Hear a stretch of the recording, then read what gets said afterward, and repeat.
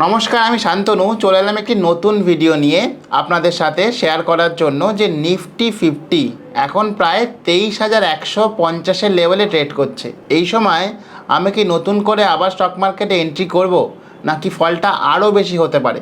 এছাড়াও mid cap বা small cap valuation wise, growth wise কীরকম জায়গায় দাঁড়িয়ে রয়েছে, সেখানে কি আরও কারেকশন বাকি রয়েছে, না আমরা অ্যাকুমুলেশন এইখান থেকেই শুরু করতে পারি? এবং সেকেন্ড পোর্শনে আমরা একটা টুল নিয়ে ডিসকাস করব। এই টুলটি আপনাকে হেল্প আউট করবে কোন সেক্টরে আগামী সময়ে আপনাকে ইনভেস্ট করতে হবে এবং কোন সেক্টরটাকে ইনভেস্টমেন্টের জন্য কিছুটা হলেও সরিয়ে রাখতে হবে। তো সেইগুলো ডিসকাস করবো আজকের ভিডিওতে। এবং যেরকম কথা হলো, বোঝার চেষ্টা করি যে নিফটি 50, নিফটি মিড ক্যাপ বা স্মল ক্যাপ কীরকম কী জায়গায় দাঁড়িয়ে রয়েছে। চলুন আমরা চলে যাব আমাদের স্ক্রিনে এবং এই জিনিসটিকে একটা ডিটেলসে এক্সপ্লেন করব। অবশ্যই ভিডিওটিকে একটি লাইক করে দেবেন এবং এই ধরনের ভিডিওকে আরও পেতে অবশ্যই সাবস্ক্রাইব রাখুন।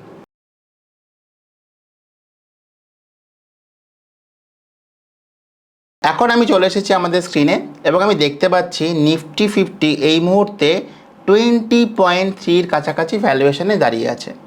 আমি যদি একটু নিচের দিকে স্ক্রল করে আসি এবং আমি 5 ইয়ার্সের পি রেশিওর চার্টকে দেখি, আপনি দেখবেন 5 ইয়ার্সের সব থেকে লো পয়েন্টের কাছাকাছি কিন্তু নিফটি 50 রয়েছে। একদম লো পয়েন্ট যদি আমি বলি, প্রায় 19 পয়েন্ট সামথিং লো পয়েন্ট ছিল, এখন 20, মানে 19 থেকে 20-র জোনে কিন্তু আবার নিফটি 50 চলে এসেছে। এবং এই ঘটনাটা কতটা রেয়ার যদি আমি খেয়াল করেন, আপনি দেখবেন এইখানটাতে আমি যদি স্পেসিফিক্যালি যাই জুন 2022 সালে, আপনি দেখবেন নিফটি 20 রেঞ্জের কাছাকাছি চলে এসেছিল। সেখান থেকে রিকভার করে গেছিল প্রায় অ্যারাউন্ড 22.46-এর কাছাকাছি ভ্যালুয়েশন এবং growth in terms of numbers 15 to 20% growth দেখেছিল নেক্সট 6 মান্থে। পরবর্তী সময় আবার এই সিচুয়েশন ক্রিয়েট হয় যখন নিফটি প্রায় 20-র কাছাকাছি ভ্যালুয়েশনে চলে আসে। কখন হয় এটি? মার্চ 20, 2023। আপনি নিফটির চার্ট খুলে দেখবেন এই সময়ে দাঁড়িয়েও নিফটি নেক্সট 6 মান্থের মধ্যে প্রায় 20% রিটার্ন কিন্তু জেনারেট করেছিল এবং ভ্যালুয়েশন একটা সময় প্রায় 24-এর কাছাকাছি চলে গেছিলো। এবং লাস্ট যদি আমি দেখি 3 নম্বর ইনসিডেন্ট, সেটি হচ্ছে গিয়ে ঘটেছিল খুব রিসেন্টলি, সেটি হচ্ছে মার্চ 2023-এ, মানে ঠিক আগের ফলটাতে। সেখানেও নিফটি কিন্তু এই এক্স্যাক্ট লেভেল থেকে কিন্তু রিভার্স করেছিল 20 পি রেশিও, এবং আপনারা নিশ্চয়ই দেখেছেন সেই সময় র্যালিটা। এবং এই সময় র্যালিতে আমরা দেখেছিলাম যে সেপ্টেম্বর মাসের কাছাকাছি বা জুন দিকে যদি আমি দেখি, বা জুন বা জুলাইতেও যদি আমি দেখি, প্রায় 15 to 18% কিন্তু রিটার্ন দিয়েছিল নিফটি 50। তো সামারাইজ যদি আমি করি নিফটি 50 রিটার্নকে, আমি দেখতে পাবো এটি হচ্ছে 4 নম্বর ইনসিডেন্ট যেখানে নিফটি 20 পির কাছাকাছি এসেছে। কত বছরের মধ্যে এটা হয়েছে? আগামী 5 বছরে মাত্র 4 বার নিফটি 20 পির কাছাকাছি এসেছে। এবং আগামী 3 বার বা নেক্সট পেছনের যে 3 বার আমরা দেখলাম, সেই 3 বার কিন্তু ভালো মতন রিটার্ন নিফটি 50 দিয়েছে। তো ডেফিনেটলি ভ্যালুয়েশন ওয়াইজ কিন্তু নিফটি 50 বেশ আকর্ষণীয় জোনে রয়েছে। এখানে একটা সাজেশন আমি একটু অ্যাড করব, যারা ইটিএফ ইনভেস্টিং করছেন, এটা কিন্তু একটা সুইট স্পট অফ ইনভেস্টিং বলা হয়। যে কোনো ইটিএফকে যেটা নিফটি 50-কে ট্র্যাক করে, আমি যদি এখানে আসি লিস্ট অফ ইটিএফস রয়েছে যেখানে কিন্তু আপনি আরামসে বাই করতে পারেন এই ভ্যালুয়েশনে দাঁড়িয়ে। এখানে এসবিআই নিফটি ইটিএফ রয়েছে, ইউটিআই রয়েছে, নিপন ইন্ডিয়া নিফটি বিজ রয়েছে। এইগুলো কিন্তু অ্যাকুমুলেশন করার ভালো সময় চলে এসেছে কিন্তু এই মুহূর্তে দাঁড়িয়ে। তো ডেফিনেটলি নিফটি 50-কে কিন্তু আমরা আরামসে অ্যাকুমুলেট করতে পারি, যেহেতু নিফটি 50-র ভ্যালুয়েশন 5 ইয়ার্স লোতে ট্রেড করছে। এবার চলে আসলাম নিফটি মিড ক্যাপকে অ্যানালাইসিস করার জন্য। আমি মিড ক্যাপের ভ্যালুয়েশন আপনাদের সামনে খুলে রেখেছি। আপনি দেখতে পাচ্ছেন অ্যারাউন্ড 30.5-এর কাছাকাছি কিন্তু মিড ক্যাপের ভ্যালুয়েশন ট্রেড করছে, যেটি কিনা 1 ইয়ারের লোয়েস্ট পয়েন্টে দাঁড়িয়ে রয়েছে। 1 ইয়ার যদি আমি খেয়াল করি, এই লেভেলটাই ছিল হচ্ছে সব থেকে লোয়েস্ট ভ্যালুয়েশন। এবার আপনি ভাবুন এর গ্রোথ কতটা হতে পারে। একটু আন্দাজে আমাকে কমেন্টে জানাবেন যে মিড ক্যাপ কোম্পানিগুলো লাস্ট 1 ইয়ারের গ্রোথ কীরকম আসতে পারে। এটি দেখার একটি উপায় আছে।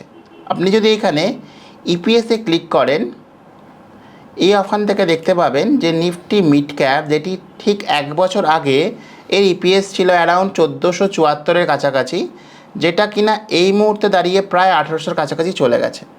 1475 থেকে 1800। তার মানে লাস্ট এক বছরে নিফটি মিড ক্যাপ 20% বা তার ওপরে গিয়ে প্রফিট গ্রোথকে দিয়েছে। এবার ইকুয়েশনটা খুব সিম্পল, 20%-এর profit growth valuation wise 1 year লোতে, তার মানে ডেফিনেটলি এই ক্ষেত্রেও কিন্তু একটা অপরচুনিটি ক্রিয়েট হয়। এবং এই জন্য আপনি যদি দেখেন নিফটি ফিফটিতে, যদি নিফটি ফিফটিকে কম্পেয়ার করেন নিফটি মিড ক্যাপের সাথে, আপনি দেখতে পাবেন 1 ইয়ারে নিফটি মিড ক্যাপ অ্যারাউন্ড 13.79%-এর রিটার্ন কিন্তু জেনারেট করেছে, সেক্ষেত্রে নিফটি মাত্র 3% রিটার্ন জেনারেট করেছে। বুঝতেই পারছেন, বিকজ অফ দিস 20% গ্রোথ। আমরা আগেও দেখেছি যে নিফটির 50-তে গ্রোথ ছিল অ্যারাউন্ড 8-10%-এর কাছাকাছি, whereas মিড ক্যাপ কোম্পানি আর গ্রোয়িং অ্যারাউন্ড 20% প্লাস। তাই জন্য নিফটি ফিফটিকে কিন্তু এরা 4x বিট করে চলেছে লাস্ট 1 ইয়ারে। তো ডেফিনেটলি ভ্যালুয়েশন ওয়াইজ এখনও ভালো অপরচুনিটি কিন্তু মিড ক্যাপের থেকে আসতে পারে। এবার চলে আসলাম সবথেকে গুরুত্বপূর্ণ পয়েন্ট, সেটি হচ্ছে small cap valuation. Small cap ভ্যালুয়েশনকে যদি আপনি দেখেন অ্যারাউন্ড 24.5-এর কাছাকাছি কিন্তু ভ্যালুয়েশন চলছে।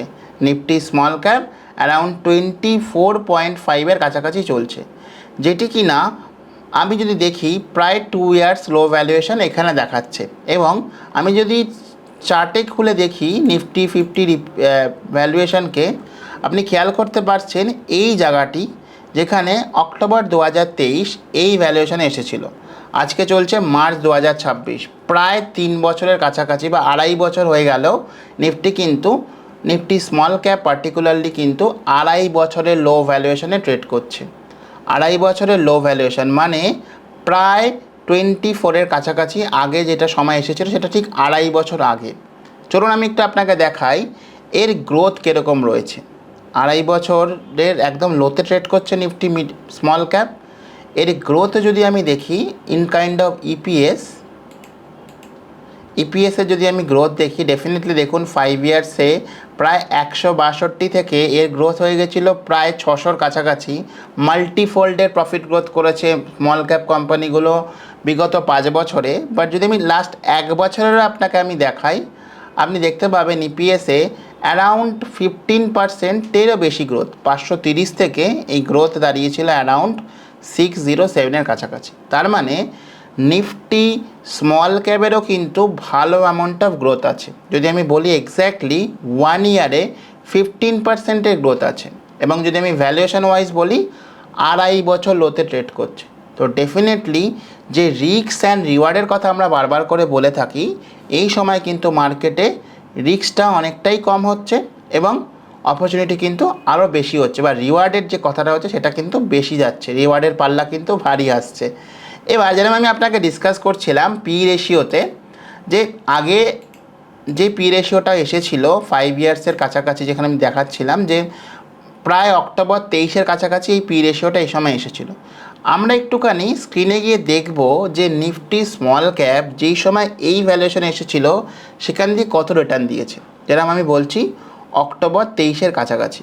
এবং এখান থেকে যে রিভার্সাল আমরা দেখতে পেয়েছি অক্টোবর থেকে, রিভার্সালটা কিন্তু অ্যারাউন্ড 60%-এর কাছাকাছি কিন্তু মোমেন্টাম এসেছিল। তার মানে আগের বার যখন 24P-তে চলে এসেছিল মিড স্মল ক্যাপ কোম্পানিগুলো, সেক্ষেত্রে প্রায় 60%-এর বেশি আমরা মোমেন্টাম দেখতে পেয়েছি। তো ভিডিওটাকে যদি আমি সামারাইজ করি বা ভ্যালুয়েশনগুলোকে যদি আমি সামারাইজ করি, আমি কী পাচ্ছি, তো যেরকম আমি আপনাকে স্ক্রিনে দেখালাম যে 3টে জিনিস, Nifty fifty, Nifty mid cap এবং নিফটি স্মল ক্যাপ। যদি এটাকে আমি সামারাইজ করি, নিফটি ফিফটি 5 ইয়ার্স লো ভ্যালুয়েশনে, Nifty mid cap 1 year low ভ্যালুয়েশনে with a 20% growth in last 1 year, প্রফিটে 20%-এর বেশি গ্রোথ আছে।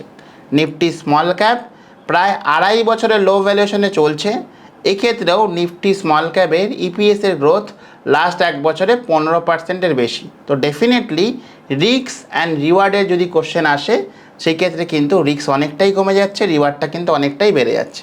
এবার চলে আসি আমি আমাদের সেকেন্ড পার্টে, যে কোন টুল ইউজ করলে আমি সঠিক স্টককে বাঁচতে পারবো। বিকজ আমরা পার্ট 1-এ দেখলাম যে স্মল ক্যাপ বা মিড ক্যাপ বা নিফটি অনেকটাই লো ভ্যালুয়েশনে চলে এসেছে, কোথায় বাই করব, কিভাবে বাই করব। চলুন এটার জন্য আমার স্ক্রিনে চলে আসি এবং দেখাই আপনাকে সেই টুলটাকে আমরা কিভাবে ইউজ করব।